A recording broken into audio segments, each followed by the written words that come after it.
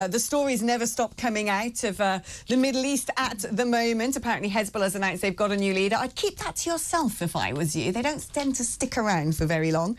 But the big news this morning is that Israel has taken action to ban UNRWA, that is the UN Agency for Palestinian Refugees, from its territory. The US government have urged them to change their mind, as have we. Now, I'm joined now by Hassan-Nahoum, who is Israel Foreign Ministry Special Envoy and former Deputy Mayor of Jerusalem. Now, on the surface of it, people will listen to that and go, you've banned a UN aid agency who are there to give refugees the stuff they need to survive. What sort of monsters are you? And yet... Well, first of all, ask yourself why 77 years after Israel exists, you need a refugee agency for Palestinians. I mean, we're talking about an organization that was created in 1949 with one mandate: to resettle refugees.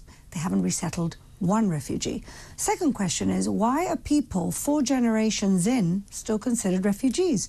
In the Palestinian world, a refugee never ends. In that case, I think we're all refugees from different places. Certainly my family from 10 generations were kicked out of Spain for being Jewish.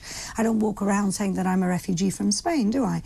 And so the question is, why do they keep perpetuating the refugee status of Palestinians who should have been resettled 70 years ago? Why do they exist in Jordan? Why do Palestinian refugees still exist in Jordan and in Lebanon? But on the bare face of this, you know, UNRWA, in theory, are there to be providing much needed aid to these people, and it does look like a pretty big decision to say you're not able to operate here. The decision, as I understand, is taken because Israel has said, and I think this has been largely proven, that there were definitely UNRWA staff who were involved in the October the 7th Hamas-led attacks. 9, in fact.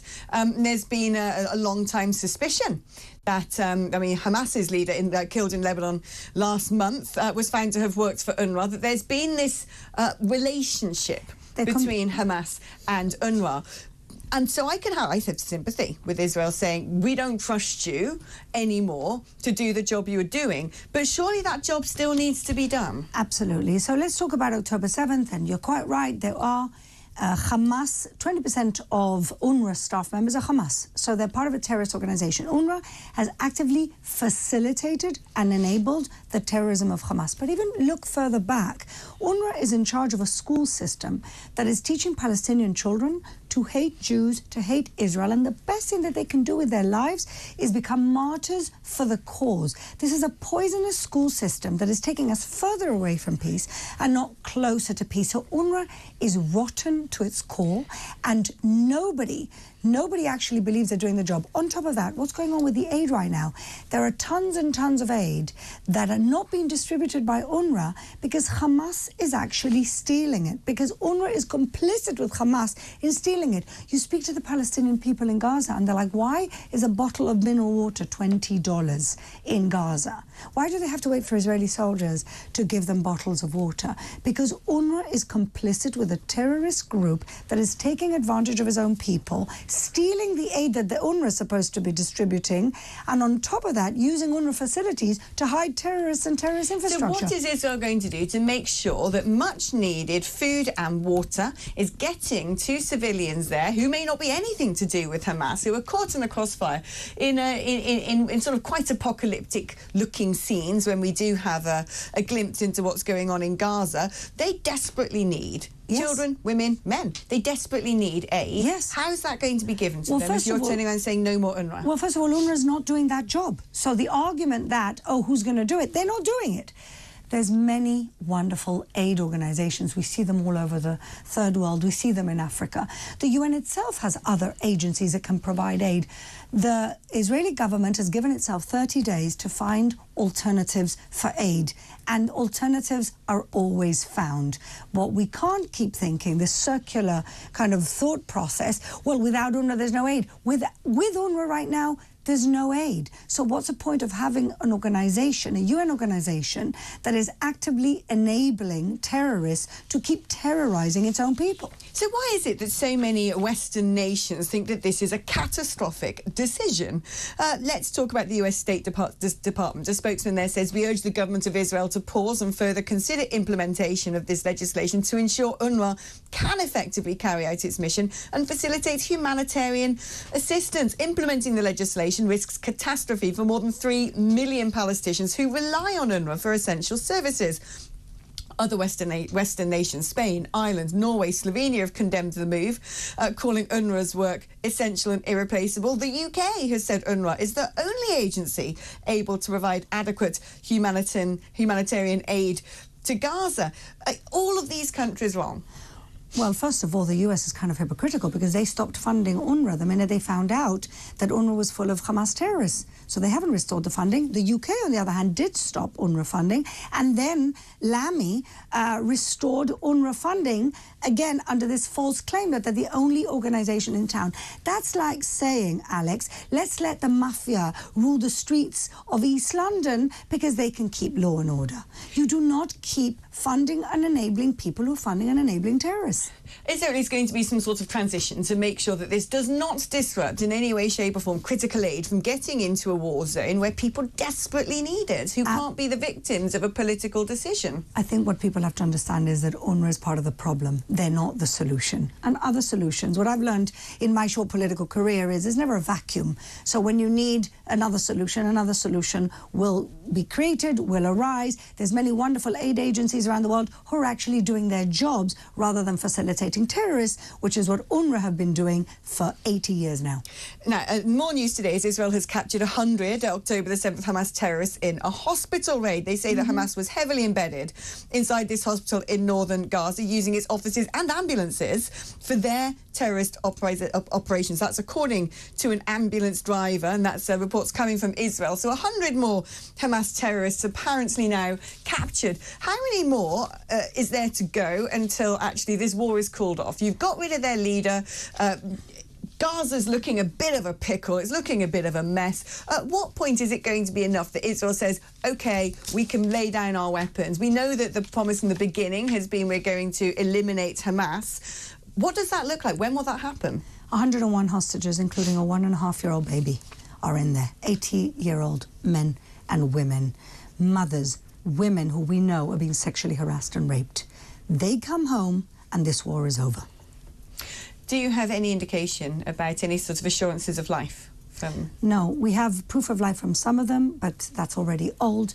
We really don't know what's going on. We don't even know if Hamas now have a leadership structure that even know where everybody is. We know some of the hostages were handed out like sweets to the different mafia organizations, different terror organizations. It's not just Hamas. There's other terror organizations going on. There's just simply people. Israel has now offered ransom and safe passage for hostages. So if they really want this war to end, hand over our innocent hostages that were robbed from their homes, including babies. I mean, is not the problem here that, by and large, Israel is sort of losing the international propaganda war? Or do you feel that actually on the surface of it, countries are saying what they need to say on the world stage, but you do still have implicit support from Western allies? Well, that's a great question, and I think that Israel has not done a good enough job on the media war. I think we're completely outnumbered.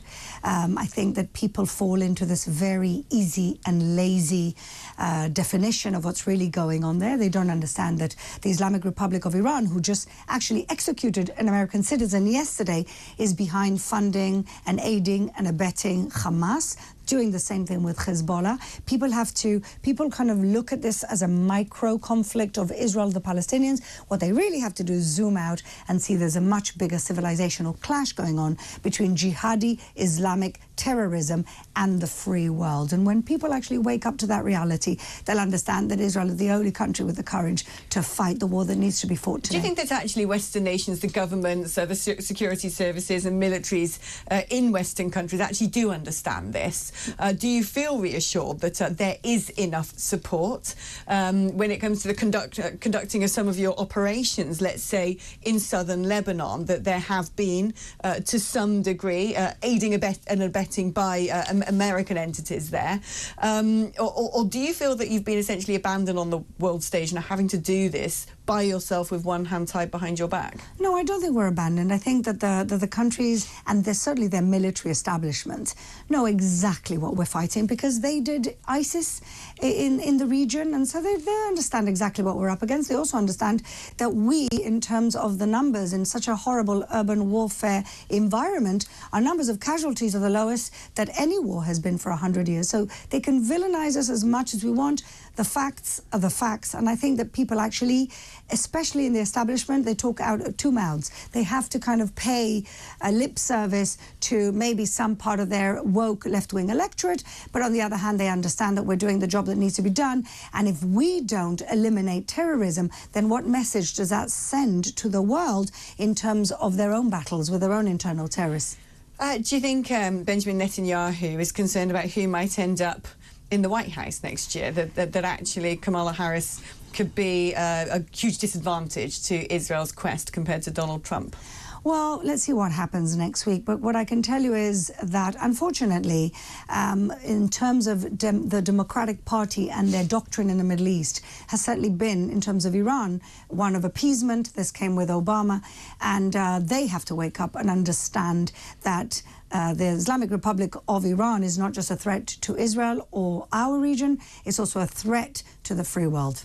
And what are Israel's relations now looking like, the prospect for good relations with neighbouring countries in the wake or in the midst of all of this? That's a great question, because what we've seen in the last year is, again, you know, there's one thing in the Middle East is rhetoric and one thing is reality. In reality, we've been helped against the Islamic Republic of Iran by Jordan, by Saudi Arabia, by the UAE. These are countries that have their own internal jihadi problems. In the UAE, they've gotten rid of their Muslim Brotherhood. In Saudi Arabia, they've gotten rid of the Wahhabis. Qatar? Are they an honest broker when they are helping to, negotiate and bring the two sides together in all of this? They're probably the least honest brokers in the entire world right now, because they're trying to hedge their bets. They've got 40 billion pounds of assets in London that they own. They've bought the souls of the American academia and the think tank world. They're pretending to be these big statespeople, but they are the funders of the biggest Islamic jihadi poison in the world, under the name of Al Jazeera. That is the entire purpose of Al Jazeera is to delegitimize Israel, to delegitimize the West and America, and to bring about these jihadi concepts. And don't take it from me, we've banned Al Jazeera, but so has Saudi Arabia, and so have the United Arab Emirates. From one broadcasting house to another. Her views, not mine. But no, thank you ever so much, Fleur. It's been great to have you in the studio for once, actually. It's always great to have people here in person.